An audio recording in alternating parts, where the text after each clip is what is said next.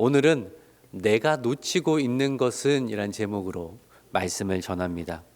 우리가 살아가면서 모든 것을 다 가질 수는 없습니다. 분명히 놓치게 되는 것들이 있습니다. 그런데요, 반드시 놓치지 말아야 할 것도 있습니다.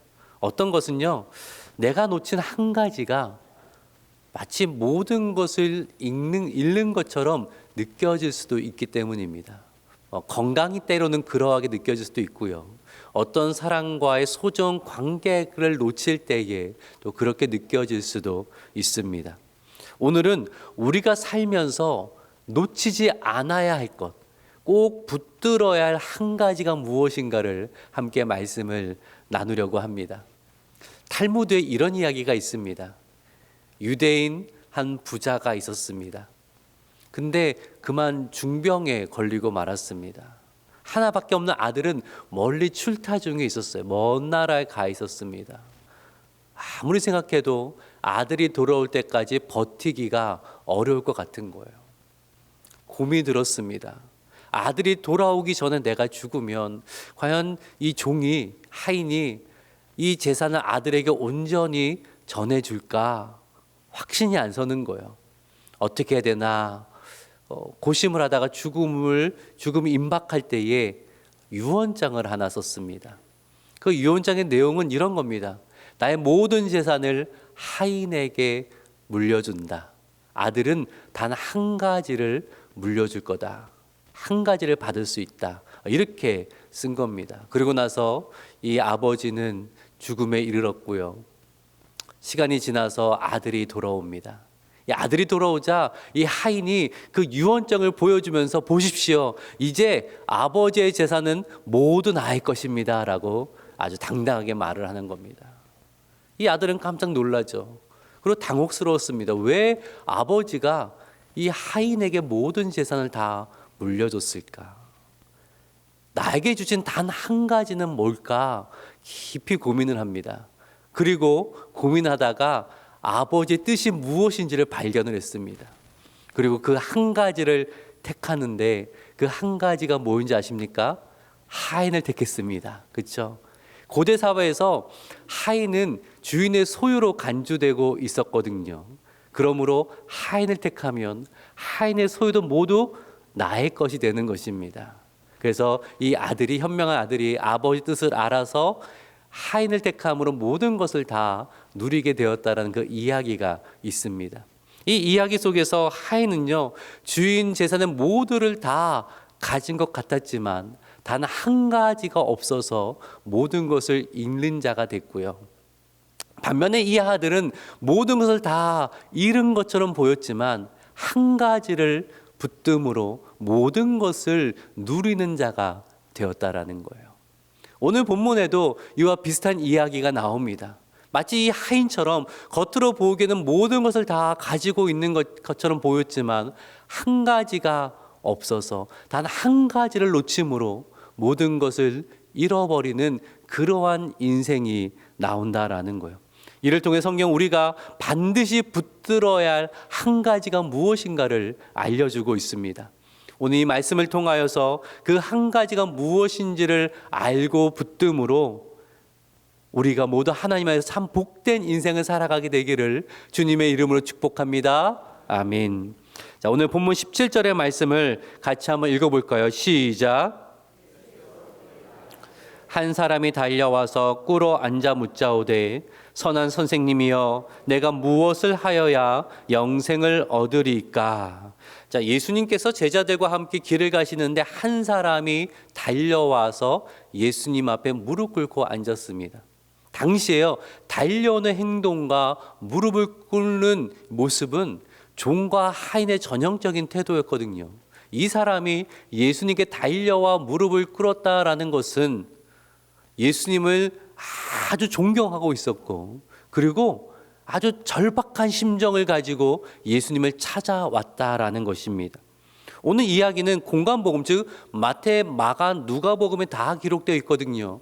그 이야기를 종합해 보면 이 사람의 프로필을 알 수 있는데, 이 사람은 젊은 청년이었고 그리고 부자였고 관원이었습니다. 젊은 나이에 부자라는 것은요, 많은 재산을 부모님께 물려받았다라는 것을 의미합니다. 그러니 이 청년의 집안은 상당히 괜찮은 집안이었다라는 거예요. 게다가 능력도 있어서 젊은 나이에 관직에까지 오른 청년입니다. 모든 것을 다 갖추고 있는 거. 오늘날 치면 집안 좋죠, 부유하죠, 사회적으로 성공한 청년입니다. 모든 것을 다 갖춘 사람. 요즘 젊은이들 표현으로 뭐라고 하는지 아십니까? 사기캐라고 합니다. 사기 캐릭터라는 거예요. 이런 사람이 어떻게 있을 수 있냐? 사기 캐릭터 말하기도 하고, 또 뭐라고 부르냐면 육각형 인재라고 부릅니다. 육각형처럼 모든 다양한 방면에 있어서 능력이 출중하다 하여서 육각형 인재라고 그렇게 부르거든요. 게다가 이 청년은 신앙심도 좋습니다. 그가 예수님을 급히 찾아온 이유는 더 성공하고 싶어서도 아니고, 그리고 부자가 되고 싶은 마음도 아니고, 영생에 관한 이 신앙의 깊은 질문을 가지고 찾아온 겁니다. 그러니 이 청년은 집안 좋죠, 부자죠, 사회적으로 성공했죠, 게다가 신앙심까지 깊은 사람. 이 시대에 많은 자매들이 바라는 교회 오빠, 그 상을 가지고 있는 사람이었습니다.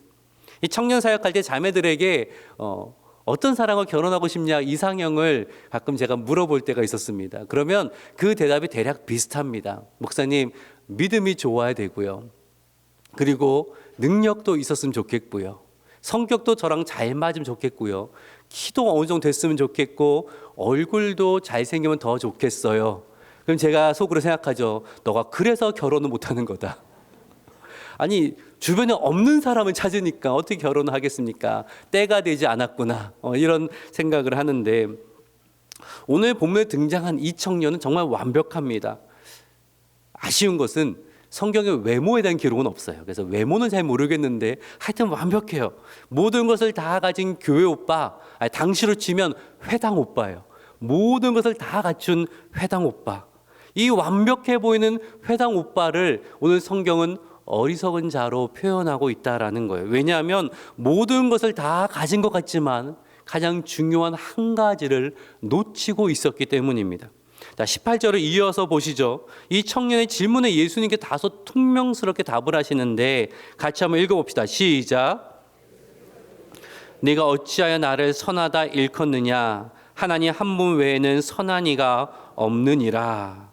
자, 이 청년이 예수님을 선한 선생님이라고 불렀는데 예수님은 그 호칭부터 마음에 안 드셨어요. 문제 삼으셨어요. 왜냐하면 예수님은 이 땅에 선한 선생으로 오시지 않았거든요. 이 땅에 구원자 메시아로 오셨지 선한 선생으로 오시지 않았습니다. 그래서 많은 사람들, 특별히 제자들은요, 예수님을 그리스도로 메시아로 믿고 따른 것이지 선한 선생님으로 믿고 따른 것이 아니었단 말이에요. 근데 오늘 본문의 이 청년은 유독 예수님을 선한 선생님이여 라고 부르고 있습니다. 왜 그럴까요? 이 청년의 관심은 선한 행실에 있었거든요. 어릴 적부터 율법 사회 속에서 이 청년은 아주 많이 들어왔습니다. 선한 행실을 통하여서 하나님께 복을 받는 거다. 이 이야기를 참 많이 들어왔거든요. 그리고 그렇게 살려고 노력했습니다. 그는 부자고요, 그는 성공했습니다. 그러니까 어떤 결론에 이르게 됩니까? 이 모든 주신 복이 내가 선한 행실로 하나님을 기쁘시게 했기 때문이다. 이 결론에 이를 수 있는 거잖아요. 그런데 영생에 관해 생각을 하니까 좀 자신이 없어지는 거예요. 내가 하나님의 복을 받을 만큼은 선하게 잘 살았는데 과연 영생에 이를 정도의 선함을 가지고 있는가? 내가 부족한 건 없을까라는 그 고민 속에서 예수님에 대한 이야기를 듣고 예수님 보니까 지금까지 만나보지 못한 아주 선한 분인 것입니다. 아, 예수님이야말로 최고의 선한 선생이시구나. 내가 예수님께 가서 영생에 이를 수 있는 선한 행실의 비결을 좀 배워야겠다. 더 무엇이 부족한지를 알아서 그것까지 해서 영생에 대한 확신을 가지고 내가 살아야겠다. 이 마음을 가지고 질문을 가지고 예수님께 달려왔다라는 거예요. 근데 예수님 뭐라고 하세요? 나를 선한 선생으로 부르지 말아라. 예수님은 선한 행실을 통해서 구원받는 법을 가르쳐 주시기 위해 오신 것이 아니거든요. 왜냐하면 그 어떤 사람도 그 선한 행실로 하나님이 요구하시는 절대적 선함의 기준에 도달할 수가 없기 때문입니다. 이 청년은 무엇을 더 하여야, 어떤 선한 행실을 더 하여야 영생을 얻을 수 있습니까? 하나님의 그 기준에 도달할 수 있습니까? 라고 물으니까 질문 자체에 문제가 있는 거예요. 전도폭발 훈련제를 보면 복음을 제시할 때 사용할 수 있는 여러 질문이 있습니다. 그 중에 하나가 이런 질문이 있어요. 한번 들어보고 한번 속으로 답을 한번 해보시기 바랍니다. 만일에 오늘 밤 죽어 하나님 앞에 서게 된다면, 천국 문 앞에서 하나님이 이렇게 물어보신다면, 내가 어떤 이유로 너를 천국에 들여보내겠느냐? 내가 너를 나의 천국으로 들여보낼 수 있는 이유를 말해봐라 라고 물어보신다면 여러분은 뭐라고 말씀을 하시겠습니까? 뭐라고 답을 하시겠습니까? 거기에 대해서 여러 질문들을 듣습니다. 대답을 듣습니다. 그래도 저는 좀 선하게 살았습니다. 그렇게 나쁜 죄를 짓지 않았습니다. 저는 헌금을 많이 했습니다. 저는 교회도 세웠습니다. 저는요, 주일학교 교사로 구역장으로 열심히 섬겼습니다. 저는 전도를 많이 했습니다. 몇 년도 전도왕이 바로 저입니다. 저는 교회 오랫동안 권사로, 장로로, 목사로 섬겼습니다. 그럼 그 정도면 충분할까요? 나는 천국에 들어갈 만큼 충분히 선한 행실을 쌓았을까요? 나는 하나님이 흡족하실 정도로 헌신했을까요? 나는 직분자로서 하나님이 만족하실 정도로 충성을 다했을까요?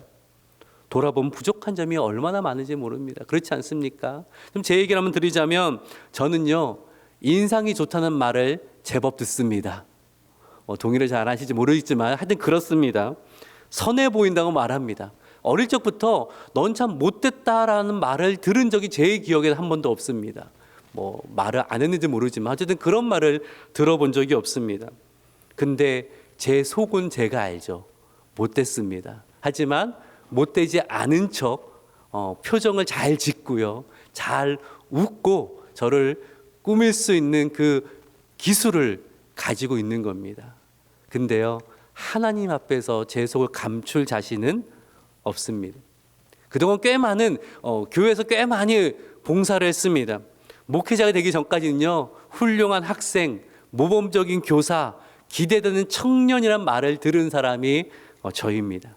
예를 들어보면 신입생 때, 대학교 1학년 때 보통 반사를 안 맡기는데, 저는 유년부 교사를 지원했었는데 반에 맡겼는데요, 모든 선생님이 기피하는 반이었어요. 왜냐하면 그 반에 담임 목사님 아들이 있었거든요. 근데 그 아들이 정말 말썽꾸러기였어요.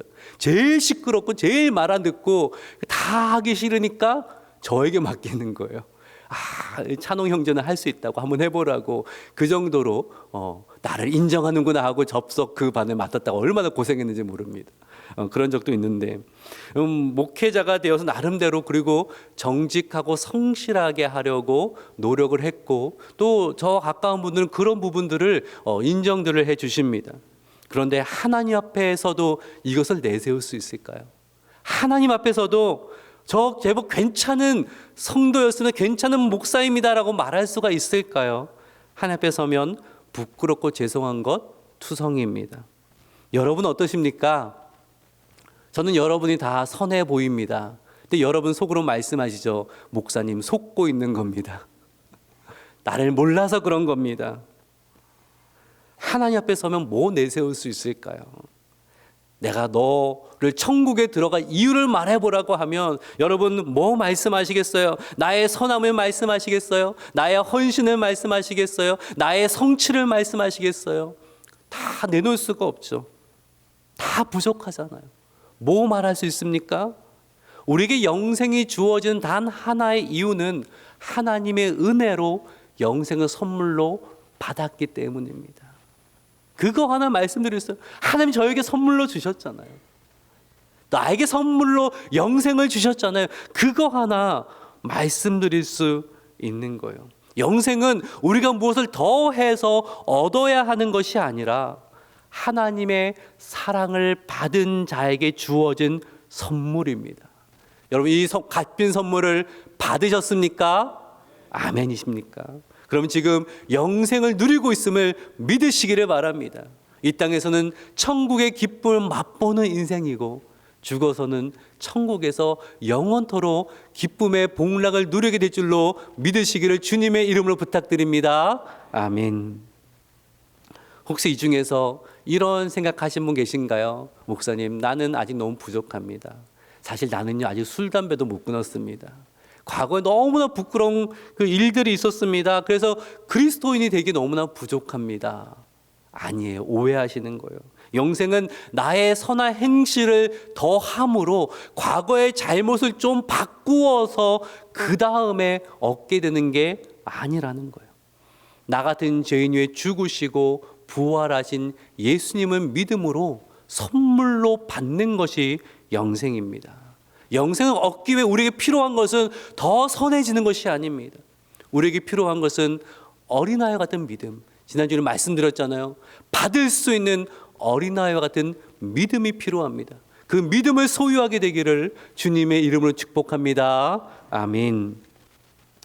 오늘 이 청년을 보면요, 본문의 청년을 보면 정말 훌륭합니다. 계명을 잘 지켰어요. 오늘 보면 19절과 20절을 보세요. 19절 보니까 계명을 지켰는데 음란한 행동을 하지 않았어요. 누군가의 해를 가하지 않았어요. 남의 것을 훔치지 않았어요. 거짓말로 다른 사람을 공경에 빠뜨리지 않았어요. 부모를 공경했어요. 저와 비하면 얼마나 훌륭한지 모릅니다.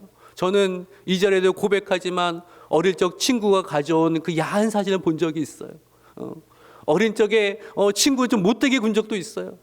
딱지를 훔친 적도 있어요. 부모님에게 거짓말한 적도 있어요. 부모님 말씀 안 들은 적도 있어요. 이 청년에 비하면 저는요 너무 부족해. 근데 저는 이 청년이 가지고 있지 못하는 한 가지를 알고 있어요. 그것을 붙들고 있어요. 그게 뭡니까? 하나님의 은혜입니다. 하나님의 은혜입니다. 이 청년은요 하나님의 은혜가 뭔지를 모르는 거예요. 율법은 알고 있는데 하나님의 은혜를 모르는 거예요. 율법 안에 있는데 하나님 은혜 안에 들어가지를 못하고 있는 것입니다. 그래서 예수님이 이 사실을 일깨워주기 위해서 한 가지를 말씀하시는데 22절의 말씀을 같이 읽어볼게요. 22절 읽습니다. 시작. 이르시되 내게 아직도 한 가지 부족한 것이 있으니 가서 내게 있는 것을 다 팔아 가난한 자들에게 주라. 그리하면 하늘에서 보화가 내게 있으리라. 그리고 와서 나를 따르라 하시니. 더 이해하기 어려운 부분이죠. 예수님께서 이 청년에게 한 가지 부족한 것이 있다라고 하시면서 너의 모든 재산을 다 팔아 가난한 자들에게 나눠주고 그 다음에 나를 따르라 라고 하셨어요. 우리는 이 말씀을 어떻게 이해하고 삶에 적용해야 될까요? 당장 지금 집을 팔고 통장 잔고를 0으로 맞추라는 말씀입니까? 만약 오늘 제가 이 자리에서 여러분 집에 가셔서 여러분 재산을 다 처분하지 않으면 여러분의 통장 잔고를 0으로 만들지 않으면 다 지옥 갈 겁니다. 뭐 이렇게 설교를 하면요. 어떤 생각 드시겠어요? 저 목사님 좀 이상하다. 이 교회 나올 곳이 못 되는구나. 그런 생각이 드실 겁니다. 예수님이 왜 이 청년에게 재산을 다 팔고 나를 따르라고 하신 걸까요? 12 제자에게도 이렇게 극단적인 요구는 안 하셨어요. 근데 유독 이 부자 청년에게만 왜 이런 말씀을 하신 걸까요? 은혜를 가르쳐 주시기 위함이에요. 지금 예수님은요, 이 청년이 그의 의지와 결단으로 할 수 없는 것을 말씀하신 겁니다. 그럼 재산이 많은 사람이 어떻게 전 재산을 팔아서 가난한 사람에게 다 나눠주길 수 있겠습니까? 어떤 분은 이렇게 말씀하더라고요. 이 청년이 하나님보다 재물을 더 사랑했습니다. 그게 문제입니다. 그 이야기를 들으면 저는 묻고 싶어요. 그러면 선생님은 지금 당장 모든 재산을 다 팔아 기부할 수 있습니까? 못하잖아요. 힘든 거예요. 지금 예수님은요, 부자 청년 못할 일을 말씀하고 계시는 거예요. 하나님 말씀하시면 해야 되는 것이 맞는데 할 수 없는 거를 말씀하신 거예요. 그러면 이 청년이 나와야 할 그 다음 반응이 뭘까요? 주님, 나는 죄인입니다. 나는 결코 하나님을 기쁘시게 할 수 없는 죄인입니다. 나는 어떤 노력으로도 영생을 얻을 수 없는 한심한 자입니다. 나를 불쌍히 여겨주십시오라는 탄식이 있어야 되잖아요. 복음서 예수님께 달려와서 무릎 꿇은 모든 자들에게는요, 공통점은 이 탄식이었어요. 주님, 나는 자격이 없습니다. 주님, 나를 좀 불쌍히 여겨주세요. 주의 은혜가 아니고서는 나는 살아갈 방도가 없습니다. 탄식이고 부르짖음이었습니다. 근데 오늘 부자의 청년은요, 그런 탄식도 부르짖음도 없이 그저 슬픈 기색을 띠고 근심하며 돌아갔을 뿐입니다. 이 청년은 모든 것을 다 가진 것처럼 보이는데 단 한 가지가 부족했어요. 하나님의 은혜를 알지 못했습니다. 하나님의 은혜를 모르니까 내가 다 지고 살아야 되는 거예요. 내가 다 책임지고 살아야 되는 거예요. 얼마나 힘이 듭니까? 하나님의 은혜를 신뢰하지 못하니까, 하나님의 사랑에 소망을 두지 못하고 나에게 소망을 두니까 너무나 고달픈 겁니다. 사람들에게는 온전한 모습만 보여야 돼요. 평가받으니까, 늘 율법으로 평가받아야 되니까, 늘 다른 사람보다 앞서가야 되니까 자신의 약함을, 자신의 죄를 드러내지를 못하는 겁니다. 그럼 생각해 보세요. 정말 이 청년이 율법을 온전히 다 지켰을까요? 그럴 수 있는 사람은 없어요. 예수님이 산상수훈에서 뭐라고 말씀하셨습니까? 여자를 향해 음욕을 품는 자마다 간음하는 죄를 지었다고 말씀하셨어요. 형제를 조롱하고 미워하는 자마다 살인하는 자라고 말씀하셨어요. 그러면 우리는 모두 간음죄를 지은 거고 모두 살인죄를 지은 죄인입니다. 율법을 깊이 깨달을수록 나는 죄인입니다를 고백할 수밖에 없는 거예요. 그러니 율법은 무엇을 소망하게 만듭니까? 하나님의 은혜를 소망하게 만든다는 거예요. 내 힘으로 되지 않기에 두 손 들고 하나님께 나아가도록 만든다라는 거예요. 오늘 본문의 청년은 어떻습니까? 율법을 온전히 지킨 게 아니에요. 은혜를 알지 못하니까 그저 나는 괜찮은 사람이란 포장만 하는 것입니다. 그것을 인정할 수가 없는 거예요. 은혜를 알지 못하니까 내가 무엇을 더 해야 하나님 마음에 들 수 있을까? 내가 무엇을 더 해야 하나님 나를 사랑하실까? 그 고민과 불안 속에서만 살아가는 거예요. 그 은혜를 알지 못하니까 하나님을 신뢰하지 못하고 그 사람에게 소망을 두지 못하는 모든 것을 잃은 자와 같은 인생을 살고 있는 것입니다. 성경을 보면요, 이 청년과 출발은 비슷하지만 그 삶이 완전히 달라진 인물이 나옵니다. 바로 바울이에요. 바울도요, 이 청년처럼 하나님의 은혜를 알지 못했습니다. 그러니까 늘 인정받기 위해 노력했어요. 인정받기 위해 남들보다 더 열심히 살았습니다. 율법을 철저히 지켰습니다. 누구보다 유대교에 충성했습니다. 유대교에 반하는 기독교를 그렇게 박해했던 사람이 바울입니다. 율법으로 나만한 자가 없다, 나는 온전한 자다라고 말했던 사람이 바울이었어요. 근데 주님을 만나고 하나님의 은혜를 받고 나니까, 그게 뭔지 알고 나니까 그는 이렇게 고백합니다. 디모데전서 1장 15절의 말씀을 같이 한번 읽어볼까요? 시작. 받을 만한 이 말이여, 그래서 예수께 죄인을 구원하시려 세상에 임하셨다 하였도다. 죄인 중에 내가 괴수니라. 바울은 뭐라고 말해요? 죄인 중에 내가 괴수입니다. 나 같은 괴수를 구원하여 줬으니 이 은혜가 얼마나 큰지 모릅니다. 할렐루야, 하나님을 찬양합니다. 이 고백을 하고 있는 거예요. 바울은 더 이상 자신을 온전한 자로 포장하지 않습니다. 그의 연약함을 인정합니다. 그가 죄인됨을 고백합니다. 하지만 두려워하지 않아요. 왜요? 이 죄인을 받으시고 구원하시고 영생을 선물로 주신 하나님의 은혜가 무엇인지를 알고 있기 때문입니다. 이 은혜의 풍성함 아는 바울은요, 빌립보 3장 8절에서는 이렇게 고백하는데 같이 한번 읽어봅시다. 시작. 해로 여김은 내 주 그리스도 예수를 아는 지식이 가장 고상하기 때문이라. 내가 그를 위해 모든 것을 잃어버리고 배설물로 여김은 그리스도를 얻고. 예수를 알기 전 바울은 그저 사람들의 평판을 따라 살았어요. 사람들이 부러워하는 그것을 소유하는 것이 가치 있는 것이라 생각했습니다. 근데 하나님의 놀라운 은혜를 알고 나니까 생각이 완전히 달라진 거예요. 가장 소중한 것은 예수입니다. 나에게 가장 소중한 것은 예수입니다. 그 무엇도 예수님에 비해 비할 수가 없습니다. 세상에 그 어떤 것이랄지라도 예수님 앞에 서면 그거 아무것도 아닙니다. 나에겐 예수님이 가장 귀합니다.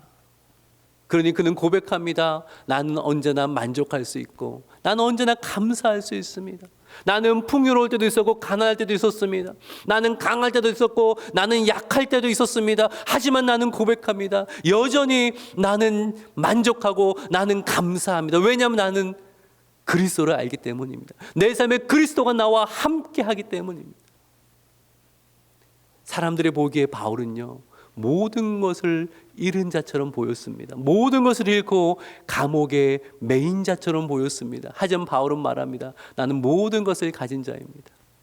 나는 하나님의 은혜를 알기에, 나에게 영생이 주어졌기에 나는 모든 것을 가진 자입니다. 그러기에 나는 오늘 만족하고 나는 오늘 행복합니다 라고 고백한 사람이 바로 바울입니다. 가장 필요한 단 한 가지, 그 한 가지가 있었기 때문에 바울은 기뻐하고 만족할 수 있었습니다. 말씀을 정리할까요? 오늘은요, 내가 놓치고 있는 것이 무엇일까? 이것을 한번 생각해 봤습니다. 우리에게 없는 거 많죠. 남들에게는 건강이 부족하기도 하고요. 남들이 누리는 그 재물이 나에게는 없기도 하고, 남들의 성취한 성공이 내 삶에는 별로 보이지 않을 수도 있습니다. 하지만요, 물론 이런 거 있으면 좋죠. 좋아요. 나쁠 게 뭐가 있습니까? 아쉽죠. 없는 게 아쉽죠. 하지만 괜찮다라는 거예요. 왜냐하면 나에겐 그 중요한 한 가지, 예수 그리스도가 계시기 때문에. 예수 그리스도가 계시기 때문에 나 가진 재물 없으나, 그렇죠? 나 다른 것이 없어도 공평하신 하나님이 다른 사람이 없는 건 나에게 주셨어요. 그게 뭡니까? 바로 하나님의 은혜고 구원의 선물이에요. 영생을 가진 자입니다. 이 영생의 기쁨이 우리에게 있기 때문에 우리는 오늘 고백하는 것입니다. 하나님, 그래도 감사합니다. 나에게 소망이 있습니다. 나는 행복한 사람입니다. 남들이 보기에는 많은 것이 부족한 사람처럼 보이나, 아니요, 하나님, 나는 모든 것을 가진 자입니다. 그래서 나는 오늘 감사함으로 하나님을 찬양합니다. 이것이 바로 복음이 가진 놀라운 비밀이라는 사실입니다. 여러분, 지금 놓치고 있는 것이 세상의 그 어떤 것입니까? 아쉽지만 그래도 괜찮습니다. 하나님 은혜가 우리의 삶을 붙들고 있습니다. 근데 만일 놓치고 있는 것이 하나님의 은혜라면, 영생이라면 여러분, 이것은 꼭 붙들어야 합니다. 그를 통하여서 세상이 줄 수 없는 기쁨과 만족을 누리며 소망 가운데 살아가시는 저와 여러분 되기를 주님의 이름으로 축복합니다. 아멘. 기도합니다.